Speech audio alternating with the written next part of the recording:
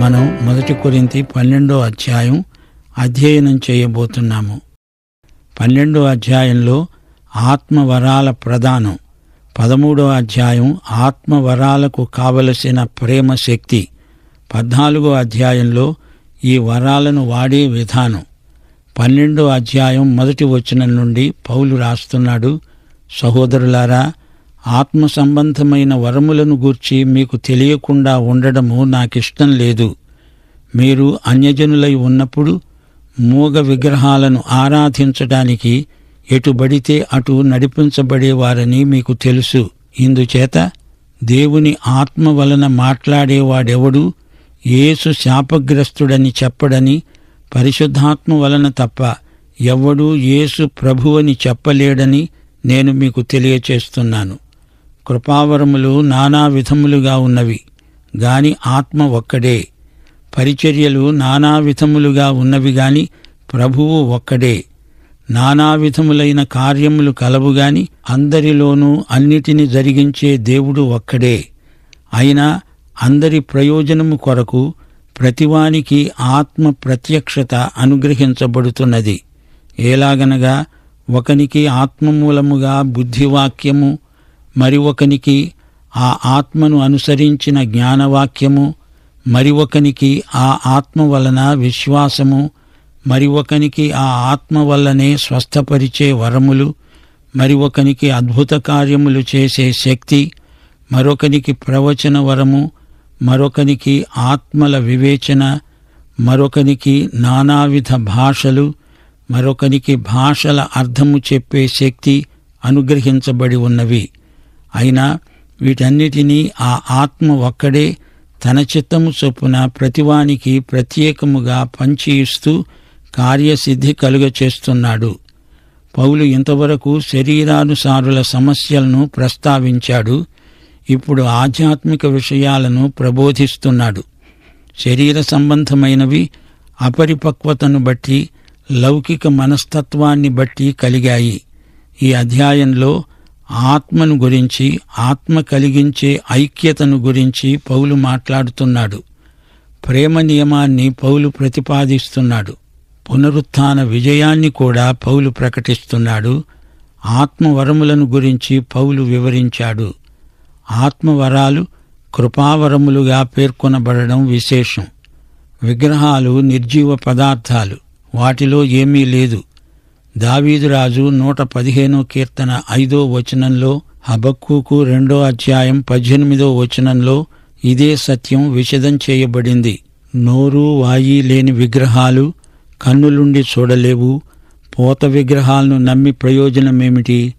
విశ్వాసులు ఆత్మవరాలు పొందినవారు. యేసు ప్రభుత్వమే విశ్వాసి ధ్యేయం. పరిశుద్ధాత్మ లేనివాడు యేసు ప్రభువని చెప్పజాలడు. ప్రభువు చిత్తమును నెరవేర్చేవారికే ఆయన ప్రభువు. ఊరికే ప్రభువు అన్నంత మాత్రాన చాలదు. ఆత్మయందు ఒప్పుదల కలిగిన వారే యేసు ప్రభువని ఒప్పుకుంటారు. సజీవుడైన క్రీస్తుకు మనము చెంది ఉన్నాము. భక్త పేతురు పెంతెకోస్తు ప్రసంగంలో ఈ సత్యాన్నే నొక్కి చెప్పాడు. మీరు సిలువ వేసిన ఈ యేసును దేవుడు ప్రభువుగాను క్రీస్తుగాను నియమించాడు. ఆయనే ప్రభువు, సార్వభౌముడు. నీవు సజీవుడైన దేవుని కుమారుడవైన క్రీస్తువు అని పేతురు ప్రభువును గురించి సాక్ష్యమిచ్చాడు. ఆయన క్రీస్తు అభిషిక్తుడు. విశ్వాసులందరిలో ఉండి పరిశుద్ధాత్మ యేసే ప్రభువు అని ఒప్పుదల కలిగించినప్పుడు విశ్వాసులందరిలో సమైక్యత ప్రవర్తిల్లుతుంది. ఈ విధంగా సమైక్యతలో ఉన్న విశ్వాసులకు ఆత్మవరములు ప్రసాదించబడ్డాయి. ఈ వరాలన్నీ ఆత్మ వల్లనే కలిగాయి గనుక వీటి వినియోగం సంఘ సమైక్యతకు దోహదపడుతుంది. నీకు ఏ వరమున్నా ఆ వరాన్ని ప్రభువైన యేసుక్రీస్తు తన సంఘ క్షేమాభివృద్ధికి వాడుకుంటాడు. అది ఆయనకే మహిమ. దేవుడే తన విశ్వాసులకు వరాలిచ్చి వాటిని ప్రయోగించే శక్తిని ప్రసాదిస్తాడు. దేవుడు త్రిత్వం, తండ్రి, కుమార, పరిశుద్ధాత్మలు. వారిలో ఐక్యత ఉంది. పరిశుద్ధాత్మ ద్వారా వరాలొచ్చాయి. యేసు ప్రభువు వాటిని వాడుతాడు. సమస్తము యేసు పర్యవేక్షణలోనే జరుగుతుంది. తండ్రి అయిన దేవుడు వరాల వినియోగానికి కావలసిన శక్తి సామర్థ్యములిస్తాడు. ఇదంతా యేసు ప్రభుత్వాన్ని మహిమపరచడానికి, ఆయన నామమును ఘనపరచడానికి జరుగుతుంది. ఆత్మవరం అంటే ప్రత్యేకార్థముంది. పరిశుద్ధాత్మ విశ్వాసి ద్వారా పనిచేయడానికి వరమిస్తాడు. ఆ వరం వినియోగపరచడానికి విశ్వాసికి శక్తినిస్తాడు. ఆత్మవరాల వినియోగంలో దేవుని శక్తి కనపడుతుంది. వరం ఆత్మశక్తిని చూపుతుంది గనుక అది ఆత్మవరం. ఆత్మవరం భౌతికమైన తలాంతులను మించినది. తలాంతు మాత్రమే చాలదు. ఆత్మవరం లేని తలాంతులు దేవునికి పనికిరాని చెత్త చెదారం. తలాంతును ఆత్మకు లోబరచినప్పుడే దానికి విలువ. ప్రతి వ్యక్తికి ఆత్మ ఏదో ఒక వరం తప్పకుండా ఇస్తాడు. వరాల ప్రయోజనమేమిటి? సంఘ క్షేమాభివృద్ధి. ఆత్మవరమున్న వ్యక్తిలో స్వార్థం ఏ కోశాన ఉండకూడదు. బుద్ధివాక్యం, జ్ఞానవాక్యం ఈ రెండూ వాక్యానికి సంబంధించినవి. బుద్ధి జ్ఞానముల సర్వసంపదలు వాక్యమును లోతుగా పరిశోధించే వారికి ప్రాప్తిస్తాయి. వాక్యోపదేశకులు వాక్యపు లోతులను వెలికి తీసి బుద్ధివాక్యమును జ్ఞానవాక్యముగా అన్వయిస్తారు. విశ్వాసం నిరీక్షించబడే వాటి నిజస్వరూపం. ఇది కూడా ఆత్మవరం. హెబ్రీ పత్రిక 11వ అధ్యాయంలోని విశ్వాసమిది. కొందరికి స్వస్థపరిచే వరములు. ఈ రోజున రక్షణకు గాని స్వస్థతకు గాని యేసు ప్రభువుకు అభ్యర్థికి మధ్యవర్తి అక్కర్లేదు. ప్రతి వ్యక్తి నేరుగా క్రీస్తు వద్దకు వెళ్ళగలడు. మనం వారిని క్రీస్తు వద్దకు తేవాలి. పరిశుద్ధాత్మ ఇచ్చే వరాలు ప్రతి యుగంలో సంఘ క్షేమాభివృద్ధికి ప్రజల అక్కర దృష్ట్యా అనుగ్రహిస్తాడు. దేవునికే మహిమ. అద్భుతాలు చేయడం ఒక వరం. యేసు ఆ రోజున వ్యక్తిగతంగా మాట్లాడినప్పుడు ఆ వ్యక్తి రక్షించబడ్డాడు. ఈ రోజున వాక్యాన్ని విన్నవారు అధిక సంఖ్యలో రక్షించబడుతున్నారంటే ఇది మునుపటి కంటే గొప్ప అద్భుతం. మరి ఒకటి ప్రవచన వరం. ప్రవచించడము అంటే క్రీస్తు చిత్తాన్ని ప్రకటించడం. బైబిలులోని ప్రవచనాలను ప్రకటించడం. ఆత్మ ద్వారా దేవుడు తన ప్రవచనాలను నెరవేరుస్తున్నాడు. ఆత్మల వివేచన మరో ఆత్మవరం. పరిశుద్ధాత్మ లేక దురాత్మ, సత్యాత్మ, అబద్ధాత్మ అనే వివేచన ఆత్మవరం. ఇది కృపావరం. ఎవరిని ఎలాంటి ఆత్మ నడిపిస్తున్నదో పసికట్టగలిగే వరం. కొందరికి ఇది ఉంది. భాషల వరం ఇంకొకటి. ఎన్నెన్నో భాషలున్నాయి. ఆ భాషలన్నిటిలోకి బైబిలు అనువదించబడుతోంది. బైబిల్ను వివిధ భాషలలోకి అనువదించడం గొప్ప వరం. ఈ వరములన్నిటికీ కర్త పరిశుద్ధాత్మ. శ్రేష్టమైన వరమిమ్మని మనం కోరాలి, అడగాలి, ప్రార్థించాలి. కొరింథీ సంఘంలో శరీరానుసారులు ఎక్కువగా ఉన్నారు. వారికి ఆధ్యాత్మిక నాడీ పరీక్ష చేస్తున్నాడు పౌలు. 12వ వచనం నుండి, ఏలాగు శరీరము ఏకమై ఉన్నా అనేకమైన అవయవములు కలిగి ఉన్నదో, ఏలాగు శరీరము యొక్క అవయవములన్నీ అనేకములై ఉన్నా ఒక్క శరీరమై ఉన్నదో, అలాగే క్రీస్తు ఉన్నాడు. ఏలాగనగా యూదులమైన, గ్రీసు దేశస్థులమైన, దాసులమైన, స్వతంత్రులమైన మనమందరము ఒక్క శరీరములోనికి ఒక్క ఆత్మయందే బాప్తిస్మము పొందాము. మనమందరము ఒక్క ఆత్మను పానము చేసిన వారమయ్యాము.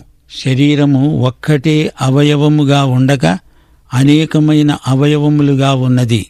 నేను చెయ్యిని కాను గనుక శరీరములోని దాన్ని కాను అని పాదము చెప్పిన ఎడల శరీరములోనిది కాకపోతుందా? నేను కన్ను కాను గనుక శరీరములోని దానిని కానని చెవి చెప్పినంత మాత్రాన శరీరములోనిది కాకపోదు. శరీరమంతా కన్ను అయితే వినటమెక్కడా?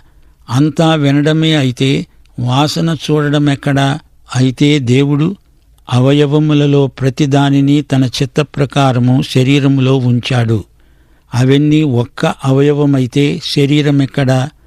అవయవములు అనేకములైనా శరీరమొక్కటే. గనుక కన్ను చేతితో నీవు నాకు అక్కరలేదని చెప్పజాలదు. అంతేకాదు, శరీరము యొక్క అవయవాలలో ఏవి మరీ బలహీనముగా కనపడతాయో అవి మరీ ఆవశ్యకములే. శరీరములో ఏ అవయవములు ఘనత లేనివని తలంచుతామో ఆ అవయవములకు మరీ ఎక్కువగా ఘనత కలుగుతుంది. సుందరములు కాని అవయవములకు ఎక్కువైన సౌందర్యము కలుగుతుంది. సుందరములైన మన అవయవములకు ఎక్కువ సౌందర్యం అక్కరలేదు.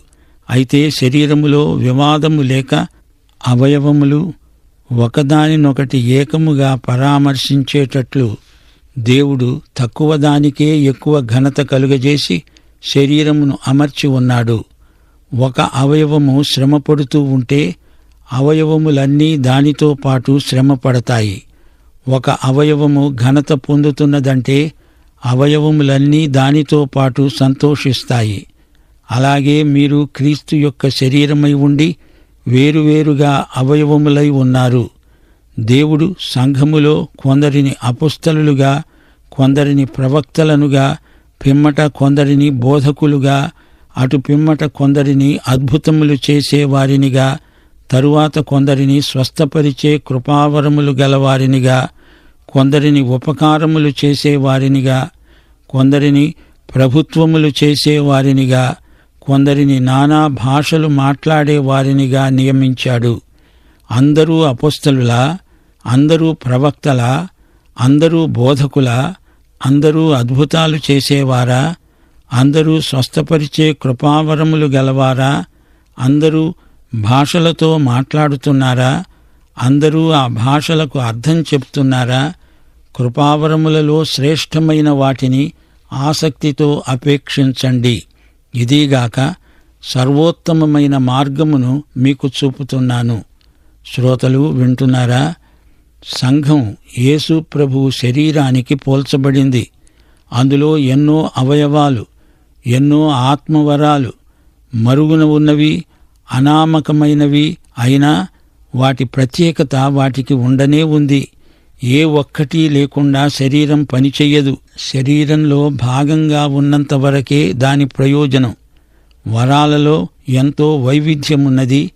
పరిశుద్ధాత్మ తనకిష్టమైన విధంగా ఈ వరాలను పంచి ఇస్తాడు. ఆత్మవరములన్నీ కృపావరములు. ఆదిమ సంఘంలో అననీయ సప్పీరా దంపతులకు వరాలున్నాయి గాని వారు యేసుక్రీస్తు ప్రభుత్వానికి లోబడలేదు.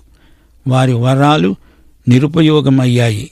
అందుచేత వారు సంఘ శరీరము నుండి తొలగించబడ్డారు. దోర్కా యొక్క వరం సంఘ క్షేమాభివృద్ధికి తోడ్పడింది. సీమోను పేతురు కృపావరం పెంతెకోస్తు ఉజ్జీవానికి సాధనమైంది. సంఘ శరీరములో ఉన్న మనమందరము ఒకరికి ఒకరము అవయవములమై ఉన్నాము. ఒకరొకరికి కావాలి. సంఘం తన వరాలను సక్రమ వినియోగం ద్వారా అభివృద్ధి పరచుకోవాలి. సంఘంలో అసూయకు తావులేదు. ఒకే శరీరంలో మనమంతా వివిధమైన అవయవములము. ఒక్క అవయవానికి గాయం తగిలితే శరీరమంతా బాధపడుతుంది. ఒక్క అవయవం ఆనందం శరీరమంతటికీ ఆనందం. ఉపకారం అనేది కూడా ఒక కృపావరమే. పరోపకారం అనే వరం ఎంతో క్షేమాభివృద్ధికరమైనది. ఈ రోజున సమకాలీన సమాజానికి అవసరమైన వరాలు సంఘము ద్వారా పరిశుద్ధాత్మ ప్రయోగిస్తున్నాడు. ఇది సంఘానికి క్షేమాభివృద్ధి, అందరికీ ఆశీర్వాదం. అందరికీ అన్ని వరాలు ఉండవు. అయితే శ్రేష్టమైన వరాన్ని ఆశించడానికి, ప్రభువును అడగడానికి ప్రతి విశ్వాసికి హక్కు ఉన్నది. ఏ వరమున్నా అది సంఘ క్షేమాభివృద్ధి కొరకే. నీ వరం ఇతర విశ్వాసులను బలపరచాలి. వరం ప్రదర్శన కోసం కాదు, ప్రయోగం కోసం. ఆధ్యాత్మిక వరాలను అనాధ్యాత్మికంగా ప్రయోగించకూడదు. ప్రభువు ఒక్కడే. పరిశుద్ధాత్మ ప్రభువును మహిమపరుస్తాడు. అందరి ప్రయోజనము కొరకు ప్రతివానికి ఆత్మ ప్రత్యక్షత అనుగ్రహించబడింది. వరాలు క్రీస్తు ప్రభుత్వానికి లోబరచబడినవి. శరీరమందలి అవయవాలు పరస్పరం సదవగాహనతో కలిసి ఒకే శరీరంగా పనిచెయ్యాలి. మిగతా అవయవాలను కాదని ఏ ఒక్క అవయవము పనిచెయ్యజాలదు. దేవుని బిడ్డలలో ఒకరికొకరు కావాలి అంటూ అపుస్తలుడైన పౌలు 12వ అధ్యాయాన్ని మనకు బోధిస్తున్నాడు. ప్రియ సోదరుడా, సోదరి, నీవు రక్షించబడ్డావా? క్రీస్తు శరీరంలో నీ స్థానమేదో నీవు గుర్తించావా? పాఠం ఇంతటితో సమాప్తం. యేసుక్రీస్తు వారి కృప, తండ్రి అయిన దేవుని ప్రేమ, పరిశుద్ధాత్మ ఆదరణ మనకందరికీ తోడై ఉండునుగాక. ఆమేన్.